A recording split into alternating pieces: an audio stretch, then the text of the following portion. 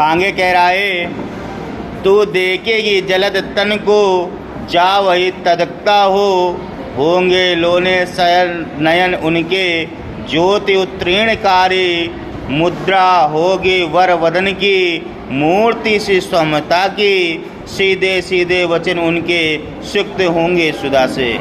यहाँ पर राधा रानी पवन दूतका को बता रही है कि जब तुम मथुरा पहुँच जाओगे, कहाँ पहुँच जाओगे? मथुरा पहुँच जाओगे। और मथुरा में पहुँच करके तुमको श्री कृष्ण के दर्शन होंगे। श्री कृष्ण के स्वरूप का यहाँ वर्णन किया जा रहा है। कह रहे हैं जलद माने क्या होता है? मेघ, बादल, बादल ही तो होता है बादल। तो यहाँ कह रहा है, और बादल कैसा होता है? बादल कैसा होता है? आसमानी कलर का, नीला कलर का। पूरा नीला भी नहीं कह सकते, इसीलिए उसे आसमानी कलर कहा जाता है ना, क्योंकि आधा सांवला होता है, आधा नीला होता है, तो बीच का जो कलर होता है वही कलर वो है। तो यहाँ कह रहा है, तू देखेगी जलद तन को जा वही तदकता हो। तन माने शरीर, जलद माने बादल जैसा। तुम्हें वहाँ एक बादल जैसा शरीर यानी मेघ वर्ण वाले एक छवि तुमको दिखाई देगी। उसको तुम बड़े ध्यान से देखना, ताक कर देखना, ध्यान से देखें। तदकता मतलब निहार कर देखना, निहारना, ताकना और ध्यान तीनों एक ही हैं। ठीक है। आगे कह रहे होंगे लोने नयन उनके ज्योति उत्तीर्णकारी। जो नयन, जो आँख हैं, आँखों से उनके क्या हो रहा होगा? प्रकाश, ज्योति उत्तीर्णकारी। ज्योति से प्रकाश निकलता है, यानी उनका आंखों में एक अलग सा प्रकाश निकल रहा होगा, अलग से तुमको उनकी छवि दिख रही होगी।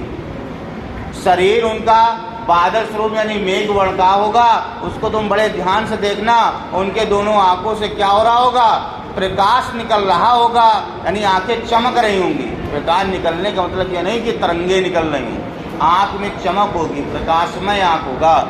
तीसरी लाइन कह रही, मुद्रा होगी वर वदन की मूर्ति से समता की।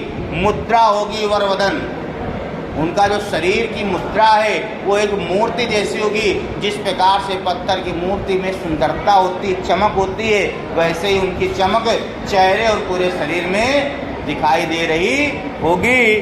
लास्ट लाइन कह रही है, सीधे सीधे वचन उनके सुक्त होंगे सुधा से। सीधे सीधे वचन, जो सीधे और सरल वचन भी वो बोलेंगे, उन वचनों में सुधा यानी अमृत घुला हुआ होगा या अमृत वाणी होगी। अगर चारों लाइनों को अर्थ बताया जाए तो ये निकलेगा, जैसे ही तुम मथुरा नगरी पहुंचोगे, मथुरा नगरी में पहुंच करके तुमको मेघ वर्ण वाला जो व्यक्ति दिखाई दे, जिसके चेहरे में, उनके आंखों से प्रकाश उत्पन्न हो रहा हो, शरीर और चेहरे में एक अलग सी मूर्तिमय मुद्रा लेकर, मूर्तिमय मुद्रा होने के बावजूद भी चमक हो और सीधे जो वचन, सीधे सरल वचन भी जो बोल रहे हो, लेकिन उन वचनों में अमृत बरस रहा हो, तो समझो वही श्री कृष्ण होंगे, ऐसा बताया जा रहा।